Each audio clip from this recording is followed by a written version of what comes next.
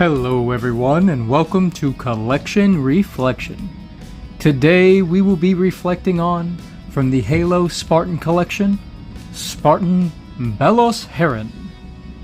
And before we check out the figure, we're going to take a closer look at his packaging.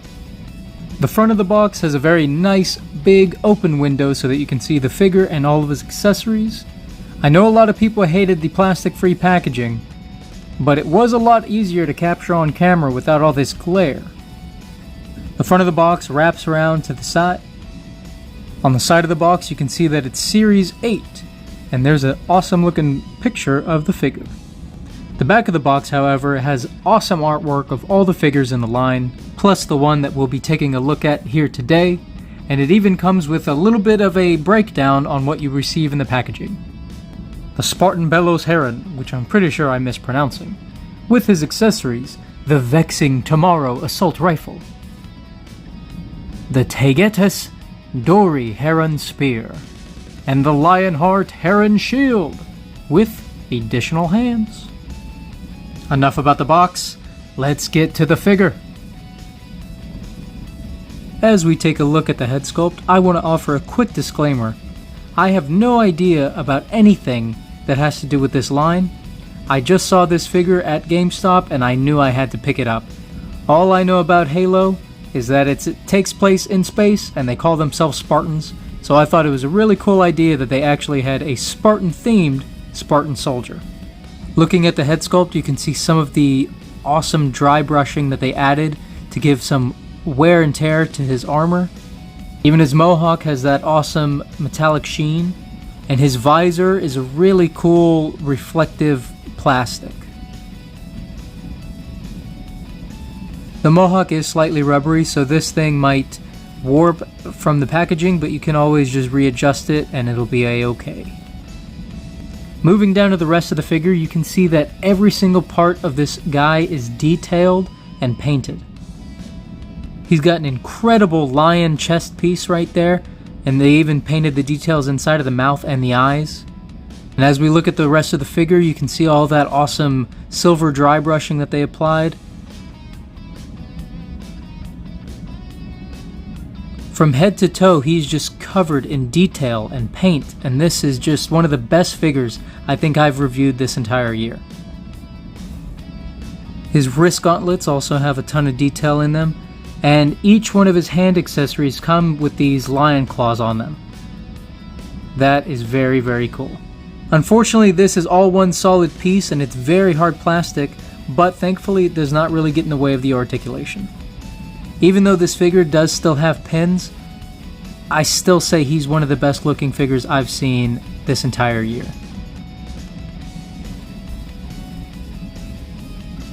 The more you look at it, the more details that you can spot, like all the little scrapes and dings in his armor. He's got some really cool looking lion-headed kneecaps. And the paint detail even continues down to his shin guards and his boots. I was very pleasantly surprised when I saw even his boots had those lion claws on them, because I was not expecting that at all. And as you can see there, he even comes with toe articulation. I could literally just spend this whole review talking about how great this guy looks in person, but I don't think anybody wants to see that for 10 minutes. And I will point out there are a couple of minor flaws that might just be my own personal opinion. I do wish his helmet came out just a little bit further. I don't like how it just kind of stops flat in front of his face. And when looking at the figure straight on, it seems that his shoulders are sitting a little too low, or maybe his neck is just a little too high. Perhaps he's made this way just so none of the armor gets in the way of all of his articulation. It's definitely not a deal breaker though. This guy is fantastic. Now that we got a good look at this guy, let's go ahead and take a closer look at his articulation. He can rotate his head 360 no problem. He can look up slightly, and he can look down pretty well. But there's not really any tilt. And if you were wondering, it is a ball joint. His arms can rotate 360 even though his armor does bump into each other just a little bit. He's just shy of hitting that T-pose. He does have a bicep swivel, but the armor does get in the way of that. He's got some pretty good double jointed elbows, but they are pinned like I mentioned before. And with every set of hands, they will rotate, and they all have the high five hinge. This is where we get to the biggest flaw of the figure when it comes to articulation. It seems that he's supposed to have a waist or diaphragm swivel, but it really will not move at all, and I'm afraid to push it too far because I think I'll snap it. His legs can kick out about that far before the armor gets in the way, but he can kick forward and back pretty well. He does have thigh rotation, but again it is hindered by the armor. He's got a nice double jointed knee. His ankle can rotate 360. It can go up that far and down that far, and he also has that toe hinge. Even though this character has a ton of armor that seems to get in the way slightly, I still think he's got some pretty great articulation. Let's check out his accessories and see if those are just as good. First up is that assault rifle that he comes with. If you can see there's that little gap in between the trigger and the rest of the gun where I believe his finger's supposed to slide through, but his fingers are a little too big to actually fit. I guess you could try to force it, but it just doesn't feel like these hands were the correct ones for the gun. Speaking about his hands, he's got a right and a left open palm, a right and a left pointer, the two grabbing hands that come with the figure in the packaging, and one fist for his left hand. I guess they don't do much punching in Halo.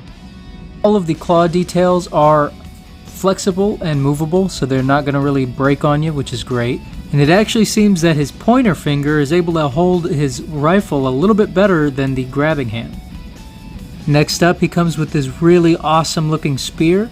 I like that they even took the time to paint that strap there in the middle, and even the spear has some dry brushing on it as well. The pointing hand and grabbing hand are both great for holding the spear.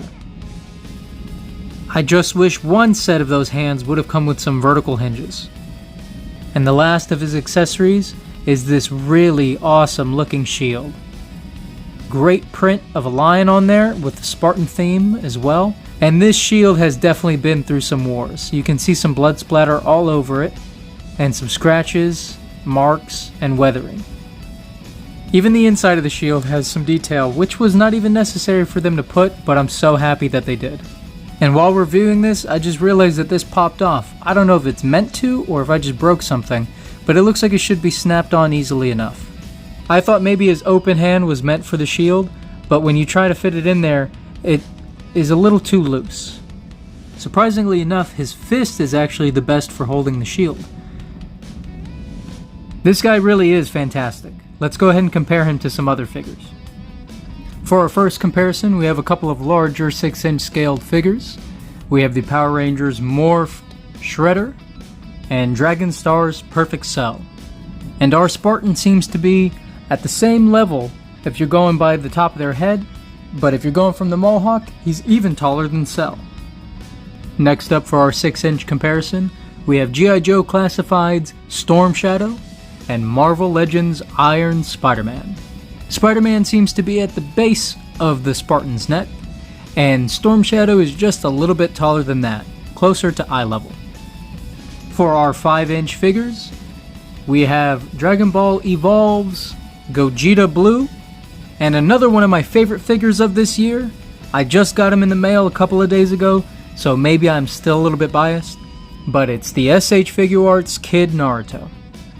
Here for our 4-inch scale figures, we have the movies Spin Master Flash and the Spin Master Shazam. Next up, we have a couple of members from the Karn. We have Crepitus and the Karn Brute. Last, and most likely least,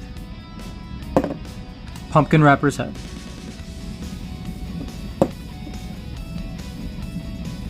This is blasphemy! This is madness! Madness. This is Sparta! Like I said, this figure is my introduction into the Spartan Collection.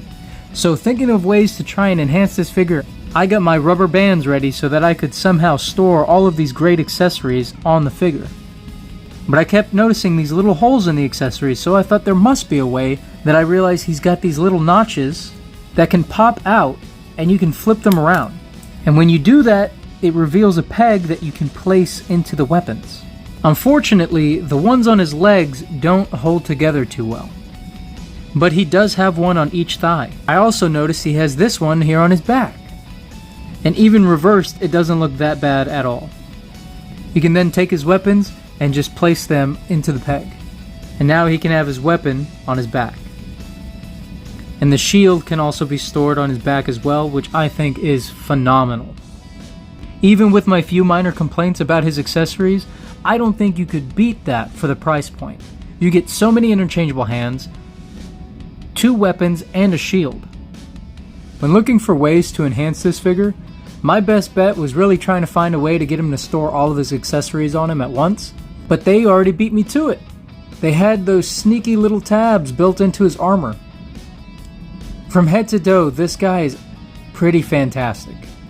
Of course, I wish he had a better waist swivel, and maybe his shoulders could have been a little higher up, but these are very minor nitpicks for an otherwise almost flawless figure.